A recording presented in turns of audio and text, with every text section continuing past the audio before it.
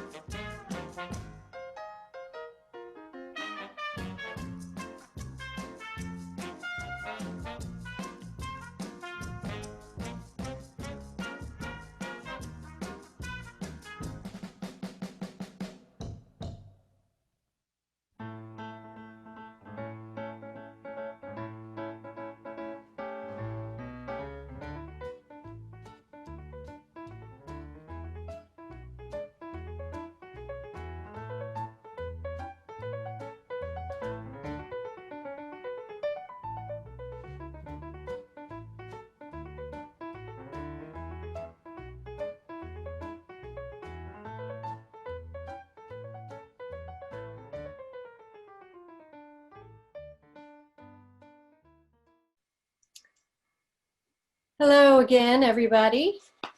And thank you for joining us tonight for the reading of A Brave New World by Mike Foley. If you were expecting a different play or different playwright, check your Zoom link, make sure you're in the right room.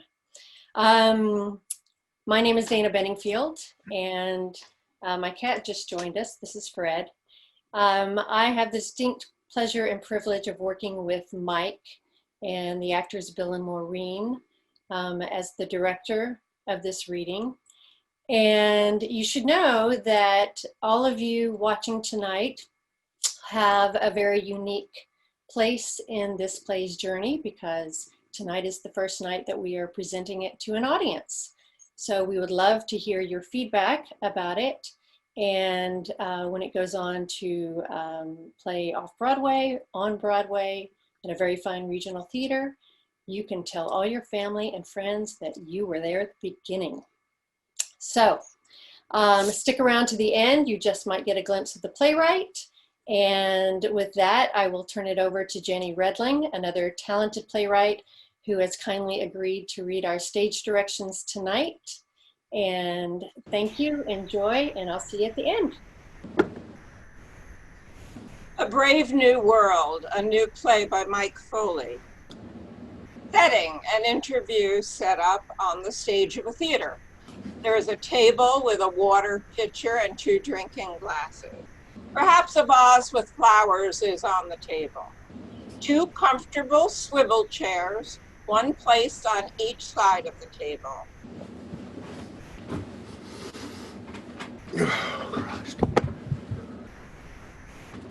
At first, it was just madness. It was terror. Gigantic monsters, white as snow. They flat, blank faces that reflected my own horrified face. Where was I? Was I dreaming? Was I drunk? Was I dead? Was I in hell? But then the monsters spoke to me, and I could hear that they were people. They were just people dressed as monsters. They put needles in my flesh, and I thought, is this where the torture begins? But then I became very calm, and one of the monsters said to me in a voice that buzzed like a bee, "This is for your own good." Well, when have we all heard that before?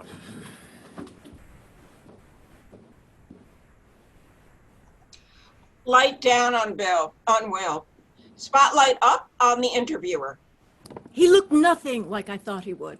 Older, smaller. He reminded me of a bat I had killed once in my home. No, I didn't want to kill the bat. I just wanted it out of my house. It looked so large and scary when it was flying around my living room.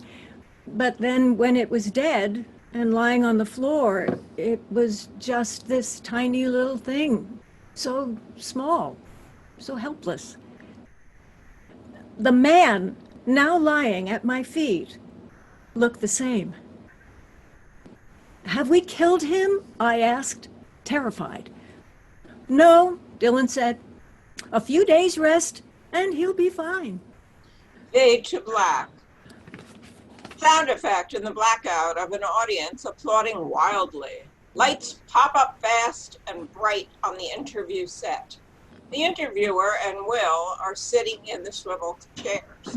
The interviewer has an electronic stylus device, a futuristic iPad, and a tiny earpiece speaker in one ear.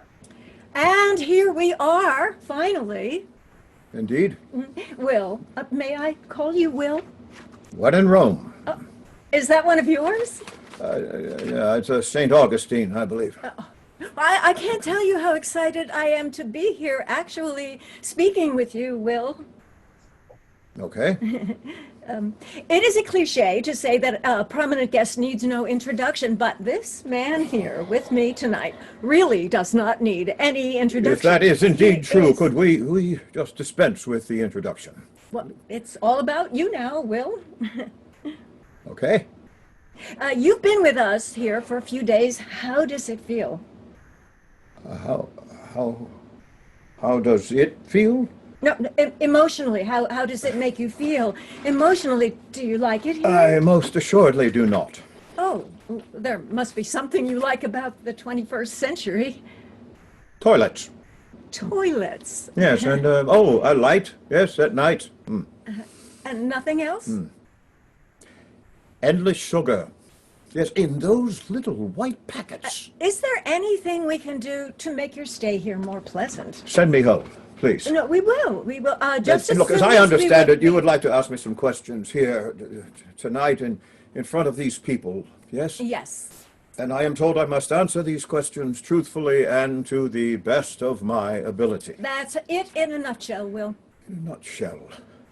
Oh, yes, I see. That's quite good. No, high praise coming from you. But when we are done, I can go back home, yes? We wouldn't keep you here against your will.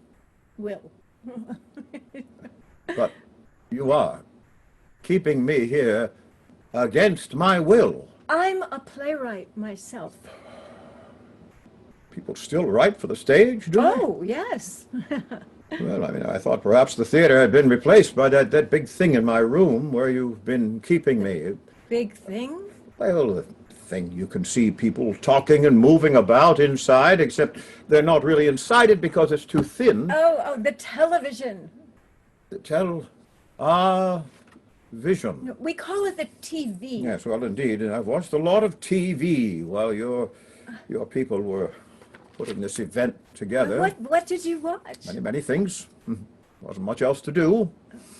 I watched Showtime, Disney, Hibbo, a lot of Hibbo. Hibbo? Well, I don't know how to pronounce it. It's spelled HBO. Were there any dramas or comedies you were drawn to in I saw some particular? exceptionally well-written dramas. Few are quite superior to my own work. Oh, no way. You're William Shakespeare, the greatest playwright of all time. Studio audience applauds. I take it you've never seen The Merry Wives of Windsor. I performed in that play. Sir Hugh Evans, the Welsh person. Is that supposed to be a Welsh accent? What about comedies? Did you see any of the comedies on TV? Yes, there's a man, I believe his name is Mel Brooks. Oh, he's very funny. Yes, yeah. I think he might be a Jew. I guess we should get started. And look, please, once again, the point of this interrogation No, is... it's not an interrogation. It's a conversation. Oh, yes.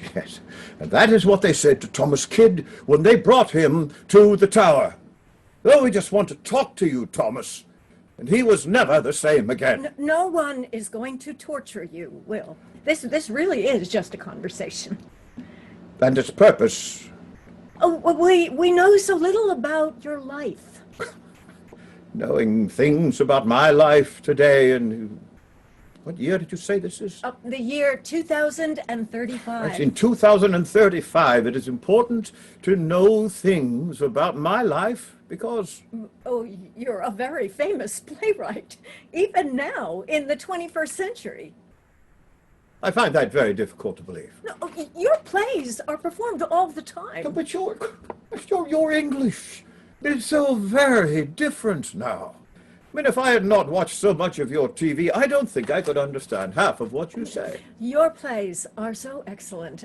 The characters so vibrant, the language so beautiful and evocative. No, please, you flatter me. People love your plays. And we want to know more about who you are as a person. Academics who study and write about your plays today Wait. want to know about... Why would academics want to study my plays? Because they're so amazing. No. They're just plays. No, they are not meant to be studied. They're meant to be performed. And they are, often. It's true, Will. Believe it, Mr. Shakespeare. It's true. The university men in my time, they're not interested in any of my plays. They write their own plays. They think it beneath them to see their plays performed on any public stage.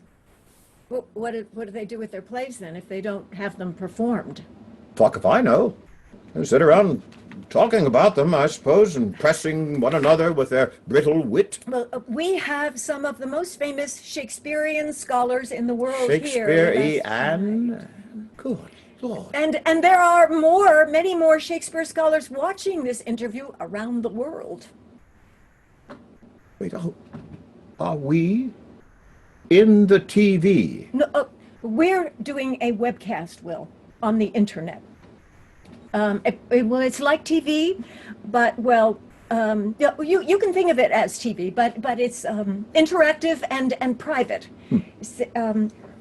We need to keep your visit to our time a bit of a secret, I'm afraid. Bringing you here from the past is, well, it's not entirely legal. But I must confess, I do not like intrigue against the crowd. No, nothing for you to worry about, Will. There are only 200 or 300 people watching us on the internet. It's a very exclusive event. Can we trust that many people to stay silent? Of course, they're theater people, Will, like you and me. Well, we're all doomed. The scholars have submitted a few questions that they would like you to answer. Well, nothing too personal, I hope. And I myself have a burning interest in a very specific time of your life because I'm so honored to be able to say this to you. I'm writing a new play about you, Will. Please don't. Well, my play is the real reason Dylan and I have brought you here from the past. The scholars are only involved because they're helping us out with the money. Bringing people from the past is incredibly expensive. The electricity Look, costs a play about alone my are- life would be terribly boring. No way. Yes, way. Look, all I do is write, rehearse, sleep, and run a theater. My play is about one specific, very dramatic incident in your life. Look, I did not poach Sir Lucy's fucking deer. Oh, no. What? My mother was an Arden. You've heard of them, right? The Ardens? Yes. Very close friends with the Lucys. Well, the play I'm writing has nothing to do with the deer poaching story. So people still talk about that, do they? No, the incident I'm writing about is what happened between you and the Mountjoy family when you were lodging with them on Silver Street in London. Oh, fuck. Look, I'd rather not speak of the Mountjoys, if you don't mind. Well, I've specifically brought you here from the past to ask you a few questions about your time on Silver Yes, Street. well, living I'm with very the sorry Mountjoys. to disappoint you, but the answer's no. Well, how am I supposed to write my play, Will? How can I write my play if I don't have the information I need? Make it up. That's what I do. Just make that shit up. Okay, I understand, honey, but okay, Dylan. Got it. We're going to start with a few questions from the professors, and perhaps later we will circle back to the Mountjoys and Right, so let me say this again in your 21st century English so that you may fully understand what I'm saying to you. No fucking way. I'm surprised someone so eloquent as you would use that word so much. I just spent 5 days locked in a room watching the fucking Sopranos. Yeah, but Yeah, still. forget about it. What is that supposed to be, a Jersey accent? I'm from New Jersey. Forget about it. Forget about it. It's much better. The studio audience applauds. Well, I do love Italians. They're so passionate, especially the women. The dark lady of my sonnets, she's Italian. Yeah. The audience chuckles warmly, scattered applause. This isn't going quite the way I thought it Well, would. nothing ever does, young lady. Yeah, thanks, but I'm not all that young. Not much of a lady either, snooping into a gentleman's private life. I'm already older than you'll ever be. Really? The studio audience groans in disapproval. Oh, sorry. That just slipped out. I'm not supposed to. Just answer this one question. When you were living on Silver Street. Look, I will not speak about the Mountjoys. Please. Look, why are you so interested in a family of boring, bloody frogs? Oh, please don't do that. What? Use ethnic slurs. It's frowned upon today. What? Referring to the French as frogs. What else does one call the French but bloody frogs? The audience laughs. Right? No, it's not funny. There are French people watching this. Vraiment. Bonjour, mes petits amis de Grenouille. The audience laughs again. Yeah, I suppose you learned French living with the Mountjoys. No questions about the Mountjoys, please. The less you want to talk about them, the more I'm inclined to think that you're hiding something I desperately need to Look, I write cannot my believe play. this is the reason you have brought me to this inexplicable and terrifying place. Oh, we thought you might enjoy a little trip to the future to see how much people still love your work. The odors here are noxious, the incessant noise. We've treated you well, haven't we? I would far rather have my liberty than your fair treatment. Well, the sooner you answer my questions about the Mountjoys, the sooner you will be back home in your own time. I rented a room in the Mountjoy home. It was a place to stay while I was working in London. End of story. But it's not the end of the story, is it, Will? And what about the lawsuit? A family squabble that spiraled out of control, nothing to do with me. You testified. Against my will, much like my presence here today. When I told my playwrights group that I was going to be talking Playwrights to you, group? it's a group of playwright friends. We get together and we talk about Other our- playwrights aren't your friends. No, they're people you drink with and pretend not to hate. I told them about the play I was writing about you and the Mountjoys and about how I had writer's block because there was only this little bit of tantalizing information about your Writer's time there. block? And it's when you can't write because, well, because you're blocked. Who's blocking you? The Crown? And this play is vital to my career, which, to be honest, Will, has not been going so well lately. But then I got this huge commission. A commission is when Yes, somebody I know has- very well what a commission is. Yes, well, a commission to write a play about you, Will, and about how women are treated in the early 17th century. And perhaps about how your own relationships with women might have influenced your work. Well, I can tell you without hesitation that women are treated abysmally in my time. And someone said, well, why don't you just bring William Shakespeare here from the 17th century? Ask him your questions directly, playwright to playwright. And one can do that now. You can just bring people from the past. Oh, it's not easy. But where there's a will, there's a way. The other playwrights became very excited and they asked if they could sit in. Well, you have a great many playwright friends. Oh, well, it started with just the playwrights, but then other people heard about it. The scholars came aboard and suddenly we had a webcast, pay-per-view. Well, people are paying money to see this? Oh, yes, a lot of money in Bitcoin. Well, do I get a bit of that coin myself? Well, it's a fundraiser, Will. We're a 501c3, A what? so we can, it exempts us from paying taxes because we're artists. Good Lord, how does that work? Answer my questions about the Mountjoys, and I'll tell you all about being a not-for-profit theater company. I'm sorry, but my theater company it's very much for profit. Now, listen, you said you were going to ask me some questions from your scholars about my work, right? And that's all you lot want, yes? Yes, please, yes, get to the important questions. All right. Oh, okay. Let's start with how do you feel about the fact that you are the most important, the most famous playwright in the English language nearly 400 years after your death? Why do you keep asking me how I feel? Are you a doctor? You're going to bleed me? Tell us what you think of it then. That I remain the most important playwright in the English language after nearly 400 years. Well, I think, why not all the other languages too? In other languages too. Of course, I was joking. As I'm sure you are when you tell me my plays are still popular. Your plays have been translated into French, German, Polish, Japanese, probably every language on the planet. God, it's, dear Lord. I mean, it Listen, it's gratifying, of course, if indeed true.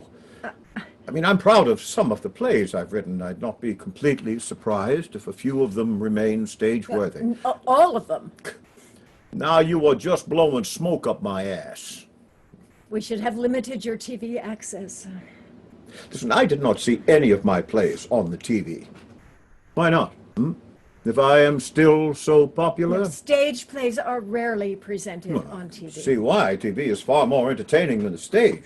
Oh, that's ridiculous. More ridiculous than the idea that my plays are still so popular? You are, without a doubt, the most famous and successful playwright in the history of the entire world. Even if it were true, why should I care? Do my heirs get any money from it? No. Hey, what about Ben Jonson? His heirs don't receive any. No, I know. I mean, are any of Ben's plays still produced? Not nearly so often as yours. Ah! Wait till I tell him he's a jealous bugger. A green-eyed monster. What? Where? No. Green-eyed monster is something you wrote. It means jealousy. Oh, sorry. I don't remember that one. Othello. If you say so. It's part of the English language now. To me, it's just one more line in a play I wrote, 8 years ago. So it doesn't please you that your work is still so popular? I'd be more pleased if I knew my heirs were getting some money from it. What? You don't have any heirs. Fuck. No. No, I'm Phones from the audience. I'm so very sorry, Will. No, forget it. No, Will. No, Will, no. Next question, please. The professors ask, why did you start writing plays? All right. From what cause do I die? And when? Wait. I am being advised not to answer any questions about what happens to you after we send you back to your own time. By whom? God? No, hardly. It's my husband, Dylan. He's up there in the booth. See? My younger daughter is being courted by a man I do not trust. I fear she may marry him, and I must needs change my will before I die. So, Will must change his will, huh? That's the limit of your wit, making sport with my name. It's no wonder your playwriting career is not thriving. Yeah, ask Dylan. There. Your spouse No. is already You don't have to yell. He can hear you. has already told me that I will have no direct descendants. It's far worse than knowing when I will die. Everyone dies. We owe God a death. Oh, finally! What? A line from one of your plays. Is it? We owe God a death, and he that dies this year is quit for the next. Henry VI, Part 2? Henry IV, Part 2. Well, I think you dropped a few words in there. It doesn't quite scan. Well, excuse me. You didn't even remember what play it was from. Oh, Henry IV 2 sucks. I only wrote it because Queen Elizabeth was so over the moon about bloody Falstaff. We thought that's why you wrote Merry Wives of Windsor. All right, don't get me started. The question is, what got you started writing plays? Dumbass question. Just answer it, please. So why did I start writing plays? Because I'm not such a great actor, okay? We always need new plays to perform. I'm one of the few members of the company with a formal education, so it fell to me. Let Will try his hand at it. Well, he's certainly not much of an actor, is he, eh? You wouldn't believe the morons I had to work with on my way up. Oh, speaking of your early career, what were you doing during the 7 lost years? The time between leaving Stratford-upon-Avon in 1585 and showing up in London in 1592. Lost years? Who says I was lost? There is no record of you from that time. All right, from 85 to 88. I was dragging my ass around the English countryside, acting in bad plays for idiots and trying not to starve. And by the fall, of '88, I was in London writing The Two Gentlemen of Verona. Listen, what kind of scholars are you guys? I had 6 plays produced in London by 1592. You couldn't find one of them? Oh, okay, okay. Thanks, sweetie. Dylan says I can answer a few questions about your future. So, tell me when and how I will die. Why should I? You won't tell me anything about the Mountjoys. Look, the incident with the Mountjoys, it's very embarrassing to me personally. Oh, wow. He admits to a genuine emotion, folks. It's not that it's anyone's business, but I behaved not as I would have liked to have behaved in retrospect. Not proud of it. Yeah, but how important are feelings anyway, Will, right? Tell me when and how I'm going to die, and I will answer one question about the Mountjoys. No. I will tell you when and how you're going to die, and then you answer 10 questions about the Mountjoys. Well, I get one question, you get 10. But how and when are 2 questions. So I get 8 questions then. How, when, where do I die, and does my company rebuild the globe? You mean after it burns down? Of course, after it burns down. There's no point in rebuilding it before it burns down, is there? Well, it's just that. Listen, is everyone in the future an idiot, folks, or is it just her? The audience laughs. I don't care. Dylan, I don't. I don't care. Fuck these eggheads. Dylan and I are the people who got Will here from the 17th century. We are the only ones who can send him back, which we will do right now if I don't get answers to my questions. Is that what you want? You want me to send him back? No, please, no. I will get your stupid pinhead questions asked along with my own. Okay? Okay!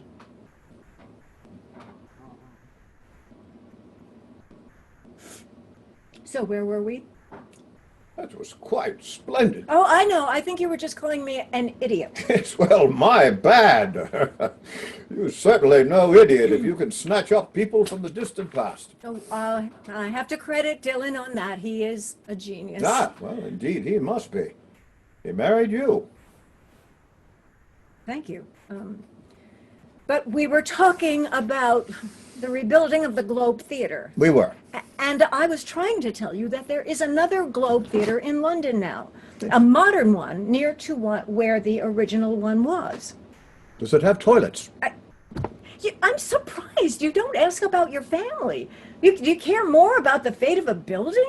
Well, I know what will become of my family. They will die like everyone else, only without issue, as you have so callously informed me. I am so sorry I mentioned that, Will. I can't apologize enough. This unhappy knowledge that you have so unfairly burdened me with, it's just, I'm sorry. It's just causing me such searing emotional pain. I don't know if I can go on with the interview now that I do hope you're a better actor than this. Look, I want to know where, when, and how I die. Do we rebuild the globe, and do I live to see it? That's 5 questions you're asking for now. We each get 5 questions. What could be fairer than that? Done. Good. I do love a good haggle. No, wait. Your questions have short answers. Some of mine may require more detail. I don't want you trying to get away with yes or no answers. Well, you're not as stupid as you look, huh? I thought you would be a nicer person. And why would you think that? Because of your plays. Why would the plays I write have anything to do with the kind of person I am? Here is how this is going to work. I will ask one of my 5 questions about you and the Mountjoys. When I am satisfied that you have given me a full and truthful answer, we go to your first question, and then we go back and forth. All right. Then I go first. I go first. You are so annoying. I never thought the greatest playwright of all time would be so annoying. Well, you should have brought Anne, my wife, here to the future. She could have told you. Yes, well, I wish we had. I'm sure she's nicer than you are. Oh, yes, well. No comment from me on that. Anne has spies everywhere. Even in the 21st century? Oh, it would not surprise me. Now, I go first or no deal? Fine, fine, but I will dictate the order of the questions. I will answer the question, was the globe rebuilt, first? Did you live to see it, second? Then I will tell you where you died. Then I will offer the best guess we have about the cause of your death. Last but not least, I give you the exact date of your death. And it will surprise you. Good. Is the globe rebuilt during my lifetime? It is rebuilt. In my lifetime? No, that's your next question. I'm not talking about the phony globe that's there now. Neither am I. Okay, ask your first Montjoy question. According to court records, Marie Mountjoy, your landlady on Silver Street, asked you to help arrange a marriage between her 16-year-old daughter, Mary, and a young apprentice who worked for them, Stephen Bellotte. Is that a question? Now, you convinced young Bellotte to marry the girl and negotiated the dowry. Yes, to my everlasting regret, yes.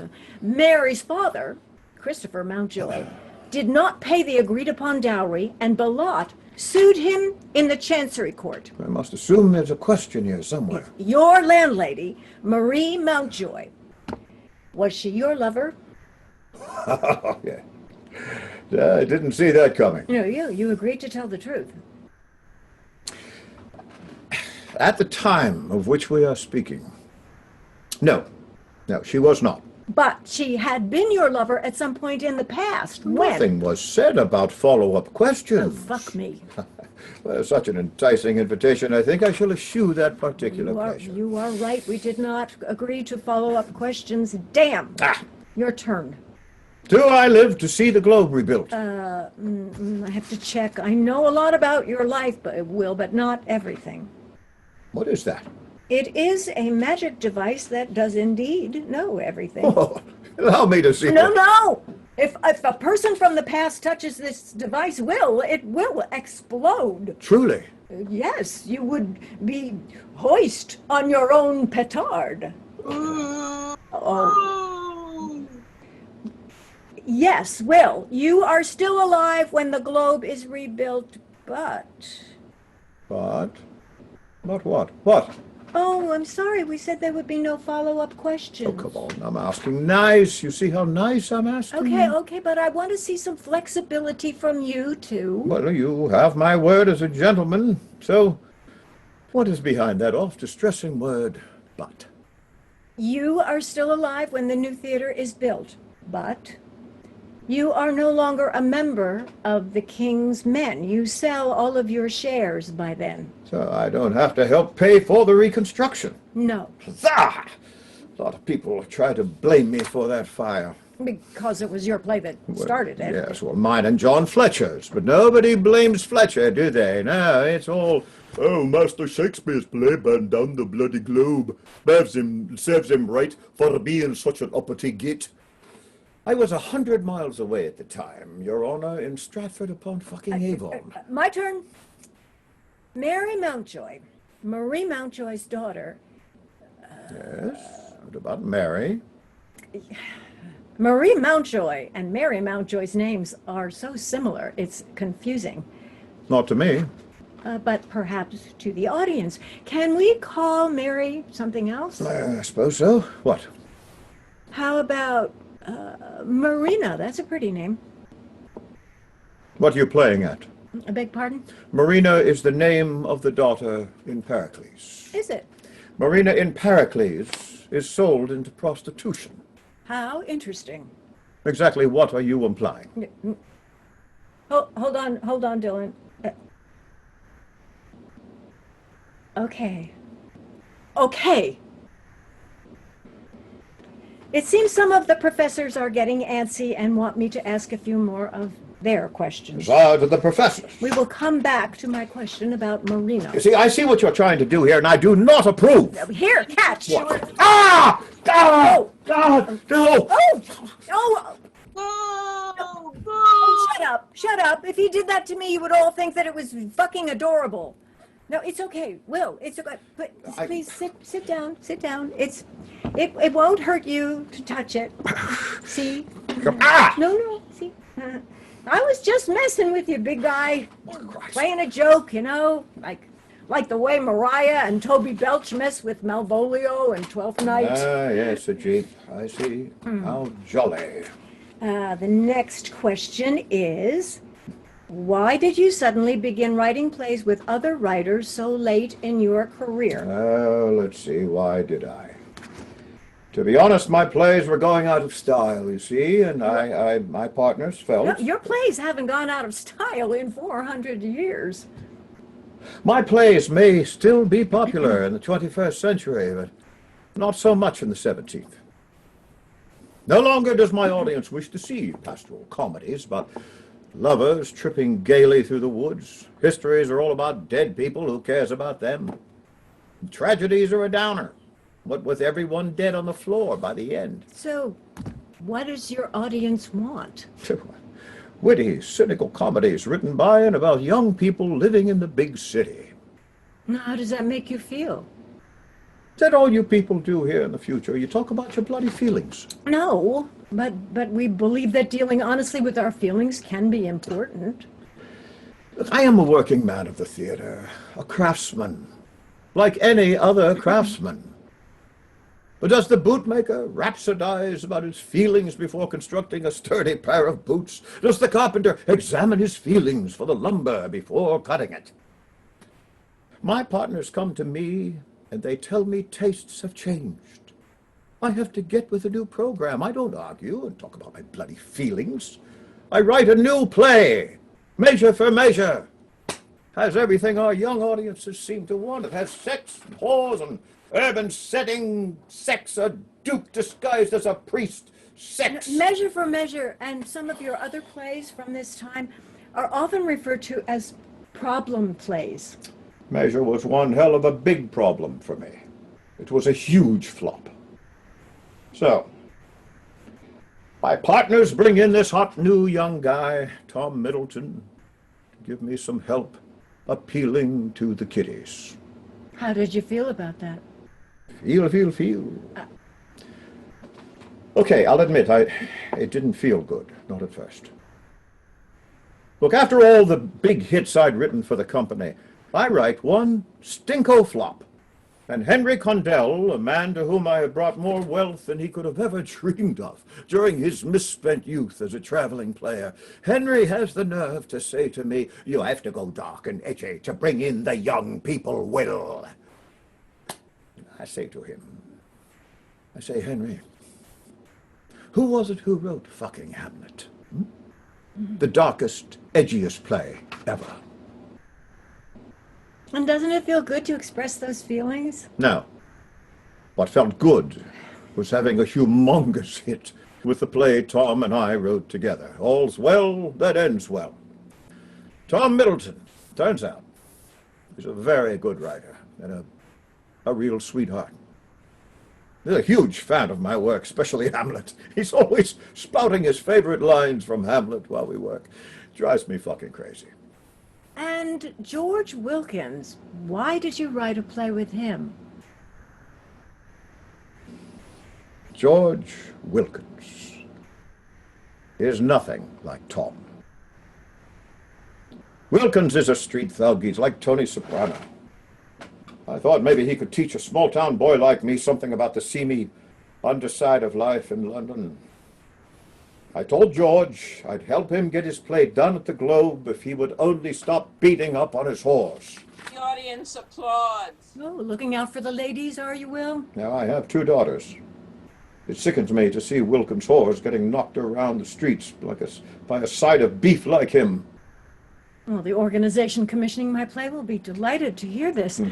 Was Pericles the George Wilkins play you brought to the Globe? No, that was another play. The Miseries of Enforced Marriage, based on a real murder. I love the title. Yes, it was a big hit for us. Later, Wilkins and I wrote Pericles. Listen, are you university guys really all that interested in George Wilkins? Or is it you so interested in Pericles? You continued to work with other playwrights, though, for the rest of your career. Why? Well, the sad truth is, I got old.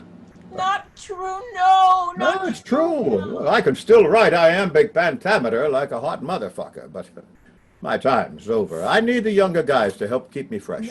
Speaking of daughters, was the Mountjoy daughter, Marina, You mean Mary? was Marina really your daughter? I plead the Fifth No, Amendment. you can't do that. It works on law and order. No, you have to answer, and truthfully. That's the truth.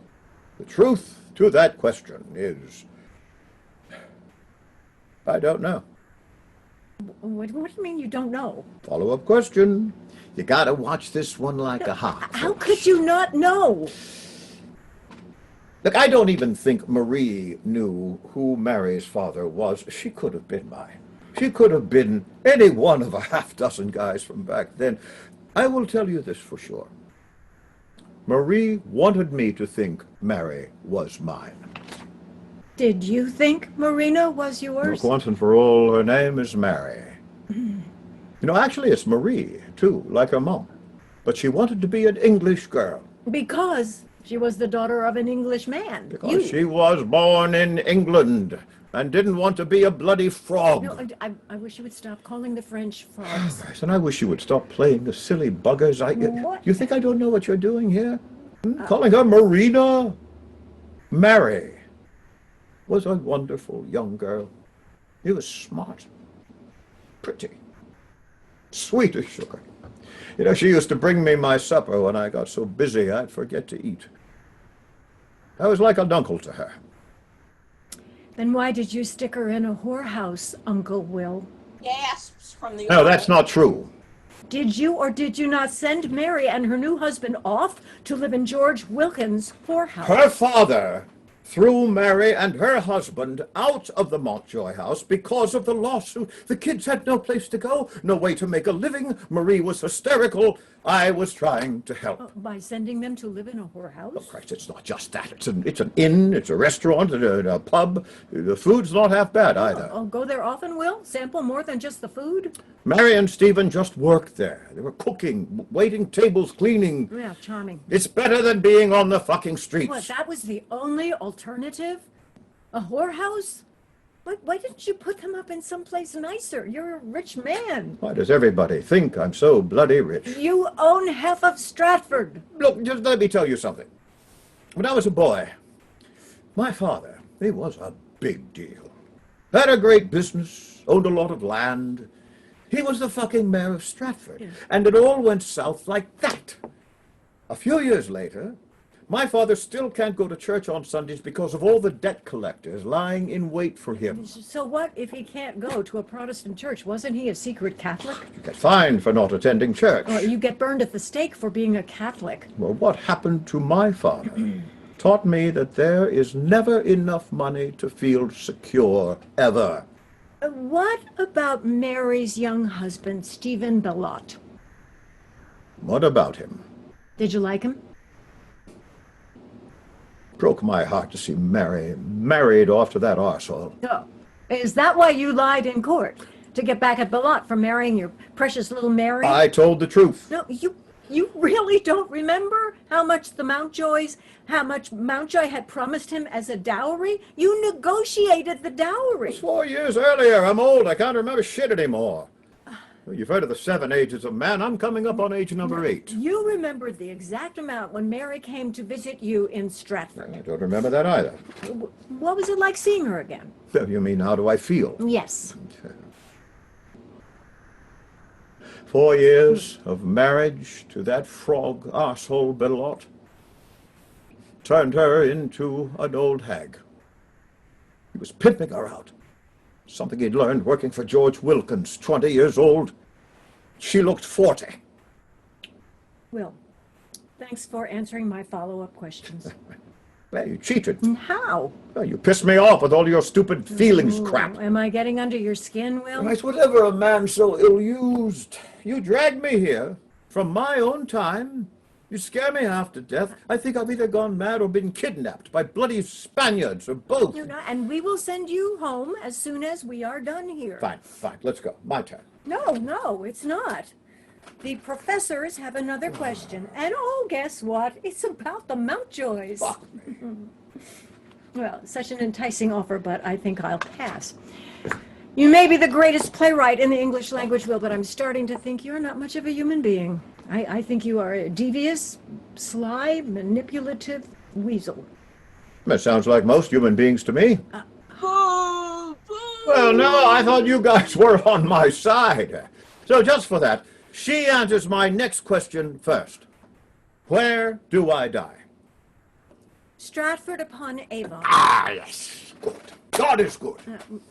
Some literary historians think your decision to rent a room at the Mountjoys was just a cynical ploy to build up your Protestant bona fides, because your family in Stratford was so often suspected of being secretly Catholic. Is that true? No. Well, yes, kind of. I mean, it didn't hurt living in a house full of Frenchy Prot refugees. But really, no, it was the French food Marie served on Silver Street. That shit was fucking awesome. Were you in love with Marie Mountjoy? Is that your next question or the professor's? Mine. Was I in love with Marie Mountjoy? No. I was very fond of Marie. She was nice to me when I first came down to London. Is that the other reason you boarded with the Mountjoys, to continue your affair with Marie? Christ, Marie was way too old for hanky-panky by the time I was lodging at their place. Boo! Well, no, she was almost 40. The women are done by 40. Boo! Oh, you're losing them, Will. Well, I always tell my actors better they should boo than they should go to sleep. I myself am somewhat north of 40 years old. Do I look done? Ah, age cannot wither her, nor custom stale the... We have a question from one of our European professors. He asks, all of your theater colleagues live in London with their families. You keep your family in Stratford and travel back and forth between the two. Why? Whose question is that? Oh, you'll love this. It's from one of our French scholars, Francois Alaton. Is he here in the audience? Êtes-vous ici, Monsieur Alaton? No, he's in Marseille. Ah. Monsieur Alaton de Marseille, vous m'avez posé la seule question intelligente que j'ai entendue ce soir. Really? That's the most intelligent question you've heard all night? No. Does Monsieur Alaton understand English? Because I'm not sure my French is adequate for the answer I would like to offer. Of course, he is an authority on your work in English and French. Cette réponse est pour vous, Monsieur Alaton, and for all of you other professors listening in this evening. If you truly want to understand why my plays have stayed relevant down through the centuries, I'd have to believe it's because I've never allowed myself to become a creature of the theater, of London, or the British court. You see, I saw what immersing oneself in those worlds did to Chris Marlowe, to Thomas Kidd, and to poor Robert Greene. You include the theater as a corrupting influence? I do. I make it a point to stay close to the earth, to my family, to my friends in Stratford, ordinary working people. Small town life. It provides a perspective impossible to appreciate in London, at court, or in the theater. And here I thought you kept your family in Stratford so that you could kick up your heels in London. Kick up my heels? You mean so I could die from loneliness, metaphorically? No. To kick up your heels means carousing, running around, drinking, whoring. How strange. In my time, to kick up one's heels means to die. I was often fearful that I would die while I was in London. I am very happy to hear that I won't. Your turn, Will. Mais d'abord, Monsieur Alaton, merci pour votre question. Veuillez m'excuser de vous appeler un grenouille désolé. Yeah, I'm sure he forgives you for calling him a frog. How do I die? Not from violence, please. I despise violence. No, you do not die from violence. We know that. Thank heaven. We don't know exactly what you die from. There are theories. May I hear them, please? Well, I answered all of your follow-up questions. 50 years after your death, A clergyman in Stratford claims you died after drinking all night with Ben Jonson, kicking up your heels in both senses of the phrase. Oh, nicely put that. Perhaps there is hope for you as a playwright. Oh, thank you. I do love being condescended to. Do you think the clergyman was correct? Well, if a clergyman said it, it must be a lie. They lie for a living. Well, some people think that we in the theater lie for a living. Now, we tell the truth. That's why nobody likes us. In his biography of your son-in-law, the scholar C. Morton Wait. Mitchell writes, What the bloody hell does my son-in-law, the doctor, do to get his own biography? Find a cure for the plague? he's your son-in-law. The Shakespeare field has been plowed to death. It's hard to find a new angle. It's publish or perish in academia. So does everyone in my family get a biography? My two dogs, Rosencrantz and Guildenstern, did they each get a biography? Yes.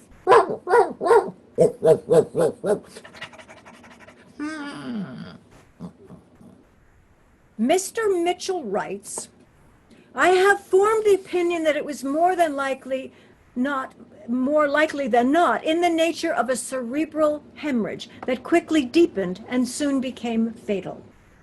Apoplexy. What we would call a stroke, yes. Oh, well, that's quick. And he goes on to say that such a termination is quite common Termination. What the hell is wrong with academics? Why can't it just say death? Such a death is, quote, quite common in men who have undergone such continuous mental and physical strain over a prolonged period, as Master Shakespeare must have been subjected to throughout his undoubtedly strenuous career. Well, nothing guarantees an early death like being a playwright. Look at poor Kit Marlowe, dead before he was 30. Well, it's not easy being a playwright today either, Will. I mean, in many ways, it's far more difficult than it was in your time. Forget about it. You guys can have light anytime you want, all the sugar you want. You can have clean toilets. You get respect for being a playwright in your time. We get none. Playwrights and actors are the lowest of the low where I come from. Londoners flock to the Globe to see you plays. When we're not being closed down by the fucking Puritans or the plagues or the weather. You're famous. Infamous. It's more like it. Theater people in my time are one step above pickpockets, pimps, and whores. Yeah, methinks the lady doth protest too much. Cute. Admit it, you're a celebrity. I am a bloody servant. As a member of the King's Company, I am part of His Majesty's household livery. I've got the clown suit to prove it. When the Spanish or French ambassadors make a state visit at Winchester, I have to put on my bloody fucking clown costume and stand around holding a tray of treats. You think I've never waited tables? You get your plays performed and make real money from them. You can afford to buy a big, nice house in Stratford, have a family. It's nearly impossible to make a decent living just writing plays now. How do you make a living then?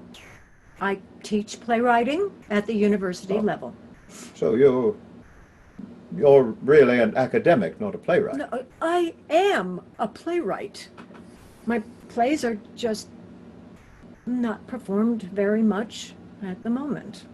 Why is that? Oh, lots of reasons. Such as? There are a lot of playwrights writing a lot of plays.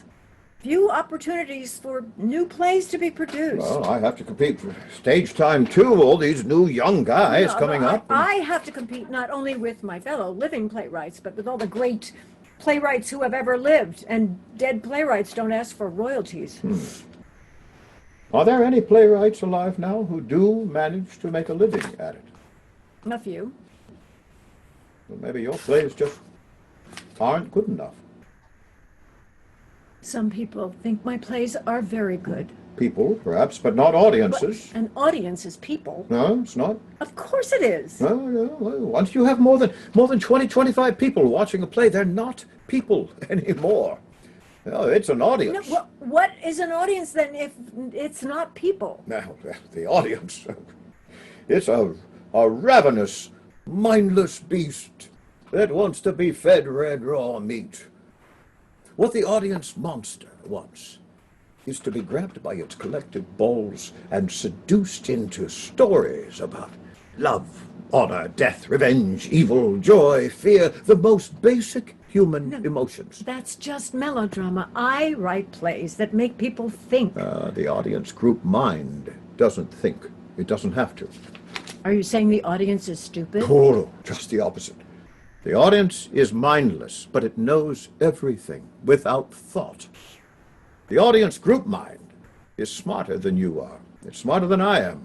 It's smarter than any one single person. Well, that's very reductivist. Very fucking one of us. You know, it's overly simplified. Well, it is simple. If you engage the audience in core emotions. Ah, you mean feelings? No, feelings are not emotions. They are but the faint echo of emotions that have raged and gone silent. Don't fight the audience, playwright of the future. Trust me, you can't win. But it's not just about pleasing the crowd, Will. That's exactly what it's about. I have to write plays, and I have to write the plays I want to write. Well, maybe you have to write them, Snowflake, but other people don't have to pay good money to put them on the stage or sit through them, do they? True. What are these plays that you have to write? Plays that deal with important social issues. Plays that educate the audience and nudge them into being better people. But that's what church is for. The theater is about entertainment. Now, whatever happened to holding the mirror up to nature, letting the audience decide what's good or bad? Nothing is neither good nor bad, but thinking makes it so. I could not have stated it better myself. You did. I know that, you goose. So, what's the point of writing plays then, if our job is not to nudge people toward the good? What is it? Our job as playwrights is to offer the audience communion. Just that. The comfort and joy of being an alive human being living in the world with other human beings. As a playwright, you offer the audience the truth about life. Heartbreaking pain, its soaring joys, the divinely good, the terrifyingly bad, all wrapped up together. And you offer it without excuses and without judgment. Because you have no right to judge. Only God judges. He alone is perfect unto himself. We humans, we must huddle together. We must pray for what grace we can get from God and whatever love we can give to one another. Oh, okay, that sounds pretty good, granted, but you're ignoring many factors that make things different for playwrights today. Like what? There's new media. The TV. Yes, and the internet and film and... And more people get their stories from those places than they do from the theater. Yes. Yes. Well, those writers must be writing better stories than those writing for the theater. TV and film can't offer the communion you speak of because the actors and the audience are not in the same room together. Point taken. That is the one major advantage the theater has. Thank you. But your TV, it can offer a kind of communion as well. It has brought all of us together from around the globe tonight, has it not? I hope so. You see, I spent 5 days watching dozens, maybe hundreds of stories presented on the TV. Well, I saw some trash, granted, but I also saw a lot of great stuff. You know what I didn't see? I didn't see one story about people working in the theater. No, I saw shows about police, about doctors, about criminals and families. I saw shows about soldiers and scientists. I saw shows about people living in outer fucking space. But I did not see one show about people working in the theater. Well, there's Slings and Arrows. Great title. It's from your... I know what it's from. The theater is just not that important to most people anymore, is it?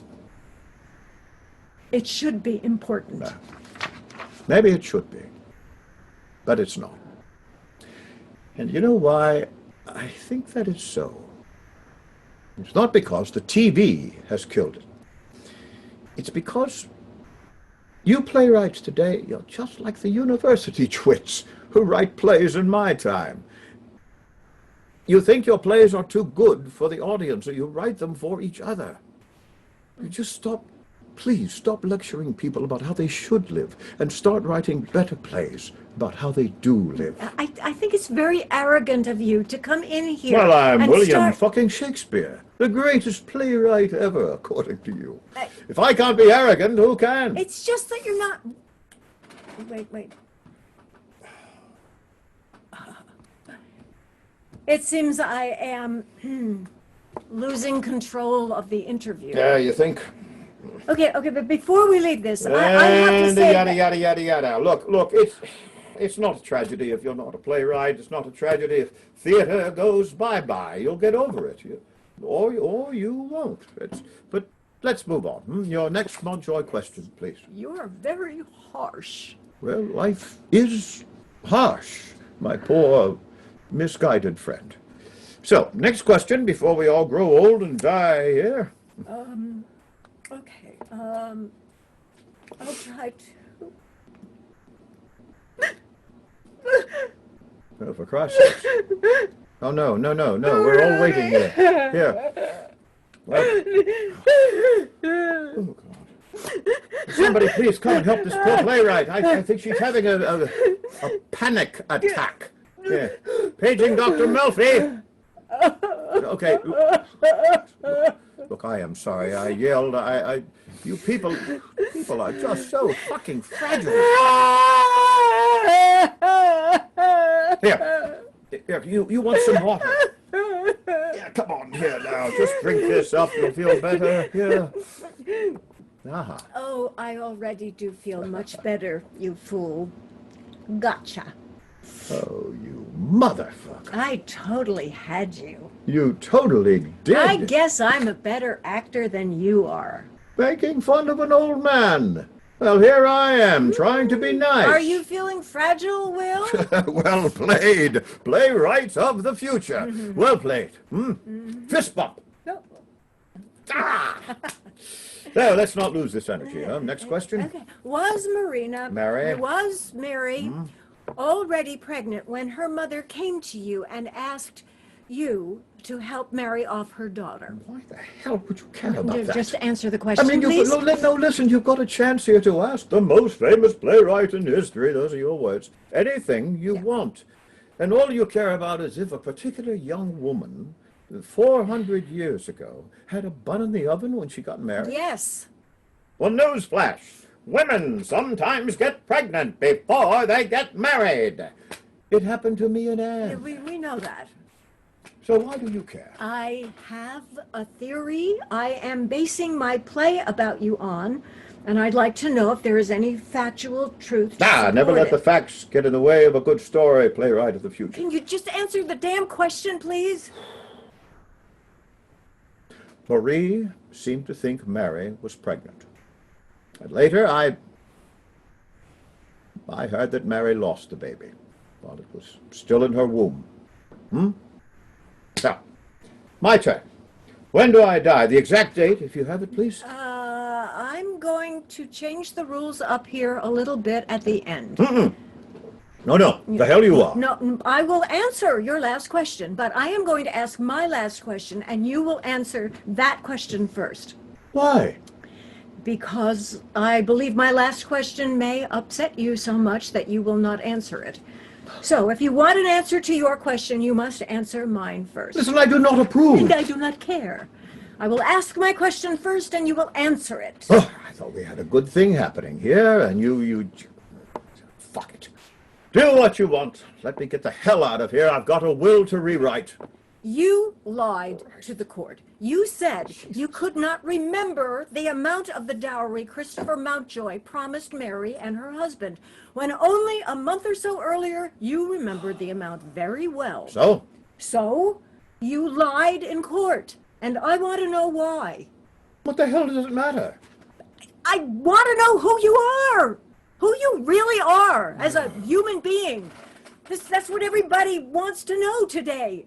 We have so little information about you, and what we do have makes you sound more like a shady businessman than an artist. Do you know that there are people who are convinced you did not write the plays attributed to you, that they were written instead by the 17th Earl of Oxford?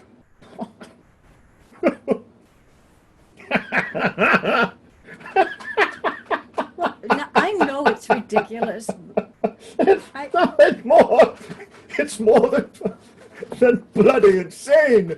The Earl of fucking Oxford. Huh? Ed de Vere? Oh, I swear I come from, he's been dead for 10 years. No one really doubts that So, you've read- what, does Ed de Vere write King Lear from his fucking grave? It's just that some people think So, that answer me you- this. Why did Ed write good plays under my name and suck-ass awful plays under his own? Some people who think Yeah, that you some have- people would prefer an earl wrote my plays. Hmm? That's it, isn't it? That's it exactly. And yet, you want to know everything about the inner me. Yes? Is that so bad? To want to know more about the man who penned some of the most sublime and beautiful language ever written. The quality of mercy is not strained. It droppeth as the gentle rain from heaven. You've created characters, Iago, Falstaff, Lady Macbeth, who live in our minds and hearts and our imaginations still. You invented hundreds of new words and many still common everyday expressions. Neither a borrower nor a lender be, the milk of human kindness, brave new world. Brave New World. Which play is that from? And yet, who are you? All we have is silly anecdotes from decades or even centuries after your death. We know nothing about your real character, what you believed, what you thought, what you felt. The only thing we've got that shows you speaking and behaving as an everyday person is a deposition you gave to the Chancery Court in 1608 in the matter of Mountjoy versus Beloit. It's all we got. And it's a lie. When Mary came to visit you in Stratford, the friend she came with testified that you knew exactly how much Mountjoy had promised for the dowry. And then you get on the witness stand and you say you don't know. Why did you lie and hand the case to Mountjoy, whom you despise? You think if you know the answer to this, it will make you a better playwright? Did Mountjoy pay you to throw the case for him? Chris Montjoy never paid for anything. Did he threaten to expose your father as a secret Catholic? Oh, nobody cared. Queen Liz was all don't ask, don't tell about the whole Catholic thing. King James even more so. All right, you've had your last question. My turn. No, this is my last question. Were you the man who made Mary pregnant? Is that what you're trying to hide? That you were Mary's father and the father of her stillborn child?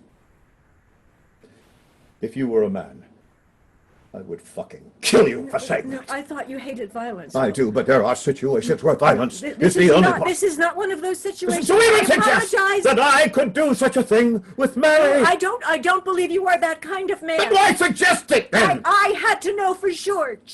Please, Will, please sit. I am not responsible for what happened to Mary. I believe you.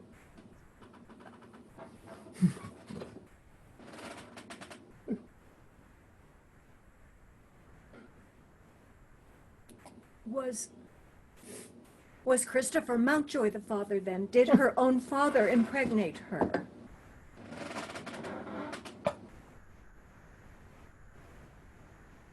Could have been Montjoy's kid. Nothing that lecherous frog did would surprise me. Could have been Belot's, could have been anyone's within a mile of Silver Street. I just know it wasn't mine. You didn't help Mary by lying. In fact, you royally fucked Mary and her husband by doing that. Why? You really want to know why I, the greatest playwright of all time, pretended not to remember the amount of the dowry and threw Mary under the cart? Bus. Threw her under the bus. For all the good it will do you and your dishonest play. Yes. It's not very interesting or dramatic. Tell me. I was bloody scared. I was petrified. Anytime you are summoned to court, it is deadly dangerous. Who knows what can happen? You can end up at the Tower, or worse. I spent my whole time in London keeping my head down so I wouldn't lose it, and the fucking Montjoys dragged me into their petty little plot frog drama. Why should I care about them anymore? Marie was dead. Mary was a whore, married off to a pimp. I was sick and tired of the whole frog fucking Montjoy clan. Even Mary, who might have been your own daughter? And that's the other reason I lied, okay? Anne was certain that Mary was my child. Your wife. When Mary came to visit me in Stratford, Anne took one look at her and she was very angry with me afterwards. She didn't speak to me for days. We never spoke about it. I did not want to inflict any more pain on Anne than I already had. I'm not a brave man. I've raised my sword when I've had to defend myself. I have the courage for that, but the prospect of torture terrifies me. Damn. None of this explains the incest angle in Pericles.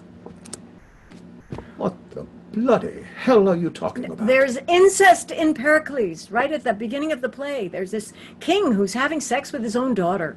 So? So you were writing Pericles with George Wilkins right around the time all this happened. I thought if either you or Mountjoy were the father of Mary's child, that it must be the reason for the incest in Pericles. This is all that your sex-obsessed 21st century mind has given you. Do you actually believe that events in my own private life, they find their way into my plays? That's what writers do. Well, not where I come from. Well, where I come from, speculation about your life is an industry. Half the people here tonight make a living from it. But listen, let me tell you something, my academic friends. That is a fool's errand. And you think that if you know some scandalous secret about my private life, it will provide you with some magic powers that you lack? The secret to writing good plays that people will remember and perform long after you're dead? It will not. There is no secret. You want to know who I am, who I really am. That's no secret either. I could have told you if you'd just asked me. Who are you then? Tell me. Tell us.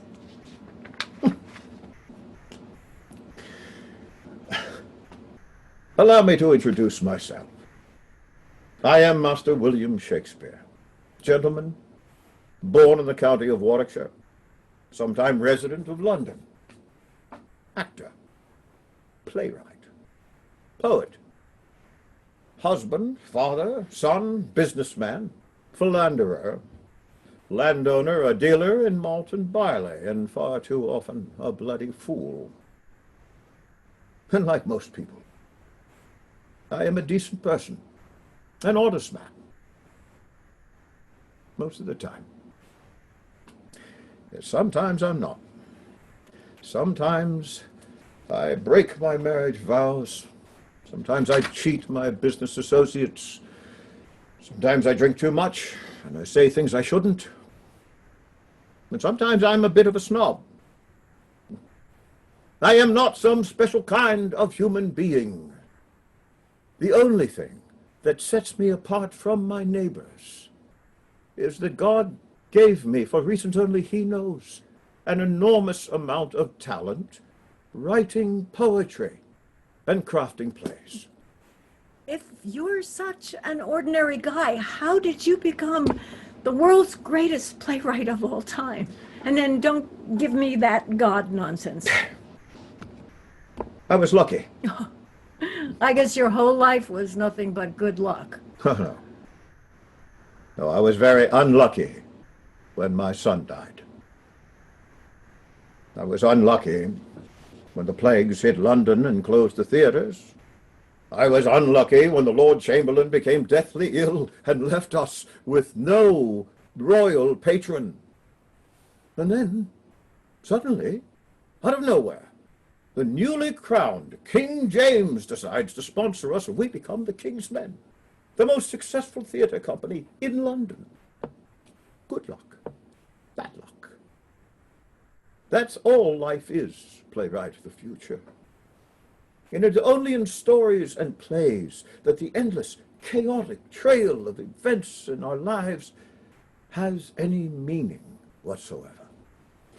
But you didn't just rely on luck, you took action.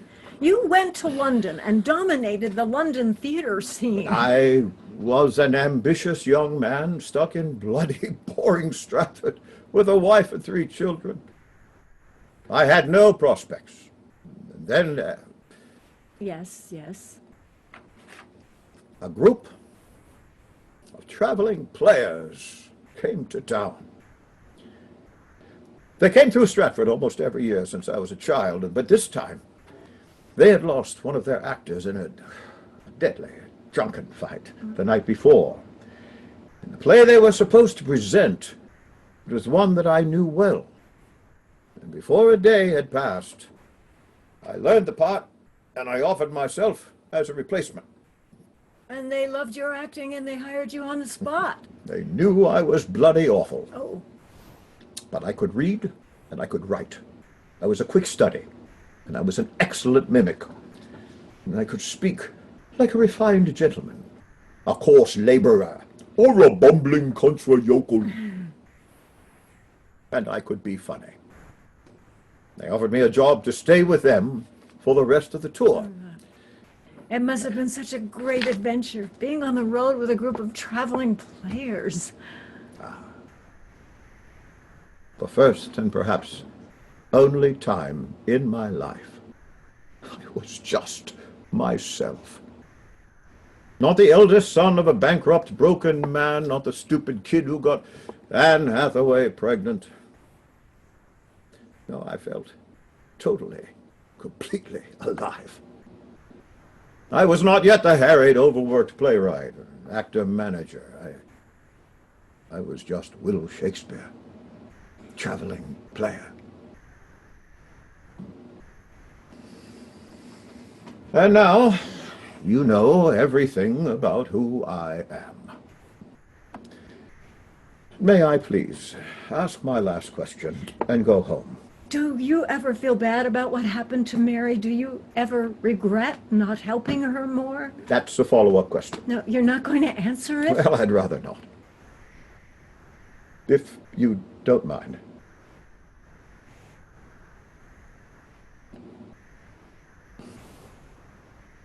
Should I have done more to help her?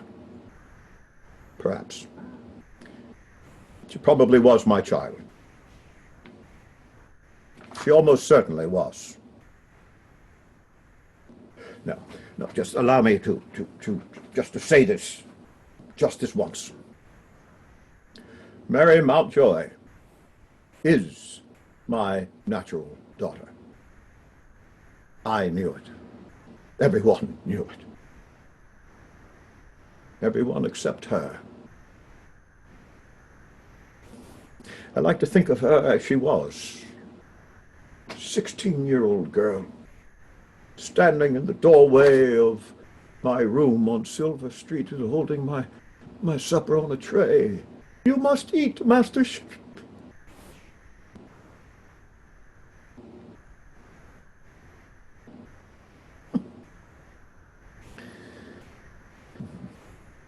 Marie begged me to take Mary back to Stratford with me. Let her give birth to her child there, away from all the gossips on Silver Street. But I was afraid of what people would say in Stratford. Would they think I was the father. Would Anne? I told Marie no, I couldn't do that. So marrying her off to Belote was plan B. It was my idea, as it turns out. We make the best decisions we are capable of making in life. Sometimes there are no good decisions. Sometimes we make what we believe is the best decision possible, and we learn to live with it. Live with regret.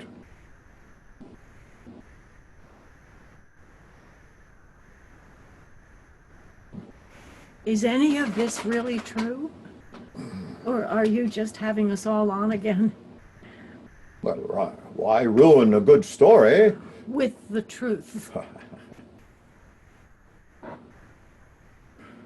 What is true is that I have become a sad and embittered man in my old age. And I must face the fact that I have been a bad husband and an even worse father. That I have never been able to write any really good plays that are not based on someone else's story.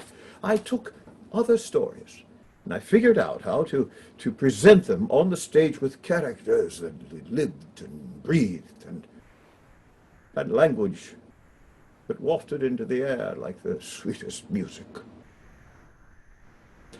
But even that magic may be gone now. No, I've not written anything truly great since King Lear 6 years ago, and I no longer seem capable of even finishing a play on my own. You could still turn out another great play after we send you back. A new play with a story from your own mind, written by you and no one else. Are you telling me that I will write such a play when you send me back? Maybe. What might that play be about?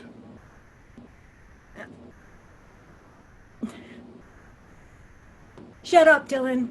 Interviewer takes the earpiece out and puts it on the table. Maybe you'll write something about an embittered old man who has suffered much disappointment in life. Betrayed by his friends, abandoned by everyone except his daughter. He rediscovers his youthful powers, vanquishes his enemies, sets the world aright, and then gradually surrenders his power so that he may live his final few years in happy retirement, surrounded by his loving family and friends. That sounds truly awful. Well, could be a great play in the right hands. What about your next play? Will knowing the truth of my story enable you to write the play you wanted to write about me? No. But it might help me write a much better one. Well, good for you, playwright of the future. Good for you. Now, tell me, when will I die? April 23rd, 1616. Your birthday. Is that the big surprise that it's my birthday? Cool, huh? April 23rd is not my birthday. Oops. What the hell? It's close enough. Well, go ahead and keep thinking I died on my birthday if it makes you all happy. It does make a nice story. But April 1616 is when I will shake off this mortal coil, eh? Yes. In Stratford, in my own bed. The same bed we took you from in your sleep. Yes, and now you will put me back there. To the exact moment from which we took you, yes. Will I remember any of this? Well, Dylan thinks you might, some of it. Like a dream. Like a dream. We are such stuff as dreams are made on. That's fucking beautiful.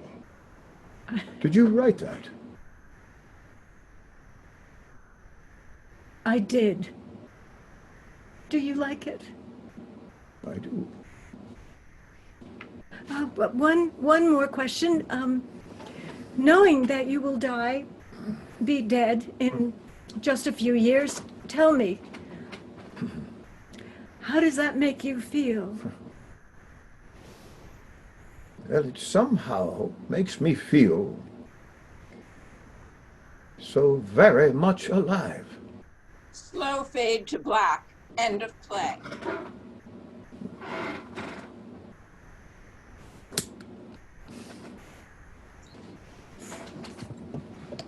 And that concludes the reading of A Brave New World. I'd like to thank our wonderful actors, Bill and Maureen, and Jenny, for reading stage directions. I'd like to thank our Zoom tech expert, filmmaker, theater maker, Harrison Stingler, and of course our wonderful playwright, Mike Foley, Bravo! and not least. Mike, would you like to say a few words? Yes, I certainly would. I certainly want to thank you, Dana, and Maureen, and Bill, and Jenny, and Harrison for doing such a great job on this reading. Thank everybody who showed up to listen to the play tonight. Difficult to really evaluate how a play is going over when you can't hear or see the audience at all. So if you can leave comments, that could prove to be very, very helpful as we continue to develop this play. So thank you, and I'll turn it back over to Dana. Great. And the only other thing we'd like to say is that if you enjoyed what you saw tonight, you can donate to a theater of your choice or support an individual who works in the theater. The pandemic has been very difficult, and of course, all sorts of businesses and individuals and theaters, of course, have been dark during this whole time, so that anything you can do to help support, however large or small, to support a theater or an artist. And if you need any suggestions for theaters, we're happy to give you some. And otherwise, if you are struggling yourself financially and just want to send a simple note to somebody that you know is working in the theater and bring a ray of light to their day and say that you support them, that helps too. And for all of you who are working in theaters watching this tonight, just know that these types of things continue to, I think, show our solidarity in terms of keeping theater alive, even though we can't meet all in the space together. So thank you again tonight for Zooming with us. We know you have your choice of Zoom plays these days, and we're appreciating the fact that you chose to spend your Friday evening with us. So thank you and good night. Thank you.